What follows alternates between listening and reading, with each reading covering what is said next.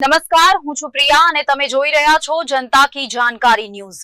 નજર કરીએ આજના સમાચાર ઉપર। લોકો માટે વ્યસન મુક્તિ, મોબાઈલ એડિક્શન તથા ઓનલાઈન ગેમિંગ જેવી ગંભીર સમસ્યાઓ પ્રત્યે જાગૃતિ લાવવા માટેની અનોખી પહેલ શિક્ષાપત્રી જન કલ્યાણ અભિયાન ગુજરાત યાત્રા શરૂ કરવામાં આવી છે।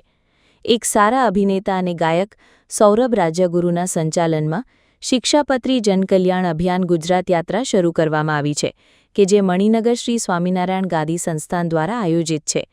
આ અભિયાન અંતર્ગત નશાને નકારો, જીવનને સ્વીકારો સંદેશને લોકો સુધી પહોંચાડવા માટે 8 મિનિટનું શેરી નાટક તૈયાર કરવામાં આવ્યું છે।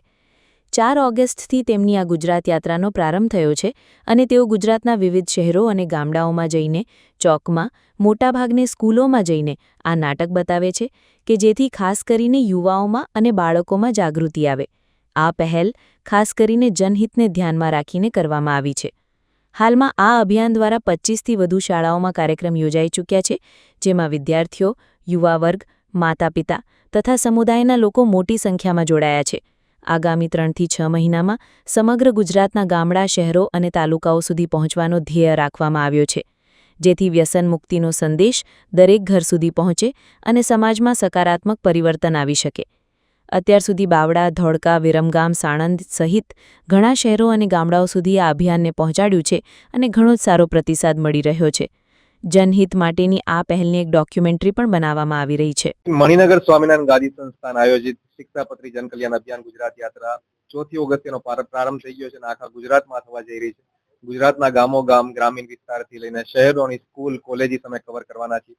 અમારા મણિનગર ગાદી સંસ્થાનના બાપા આચાર્ય શ્રી જીતેન્દ્ર પ્રિયદાસજી સ્વામીજી મહારાજની પ્રેરણાથી આ કાર્ય થઈ રહ્યું છે। શિક્ષાપત્રીને જ્યારે 200 વર્ષ પૂરા થાય છે એ નિમિત્તે આ કાર્યક્રમ અમે આખા ગુજરાતમાં લઈને જઈ રહ્યા છીએ લોકોને જાગૃતતા માટે।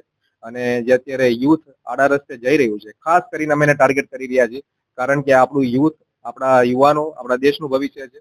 અમે કોશિશ કરીએ છીએ, બધી જગ્યાએ જઈને અમને રિક્વેસ્ટ કરીએ છીએ, વિનંતી કરીએ છીએ। એક નાનકડું અમે સ્કીટ રેડી કર્યું છે 8 મિનિટનું, ગામો ગામ જઈને, સ્કૂલોમાં જઈને અમે પરફોર્મ કરીએ છીએ અને જેટલી પણ જગ્યા ગયા છે લોકોનો ખૂબ સારો પ્રતિસાદ મળી રહ્યો છે અને લોકો પ્રતિજ્ઞા લઈ રહ્યા છે કે અમે ક્યારેય પણ વ્યસન નહીં કરીએ, ખરાબ આચરણ નહીં કરીએ, ખરાબ સંગત નહીં કરીએ અને કોઈ પણ ઓનલાઈન ગેમિંગ સટ્ટાનો અમે ભોગ નહીં બનીએ।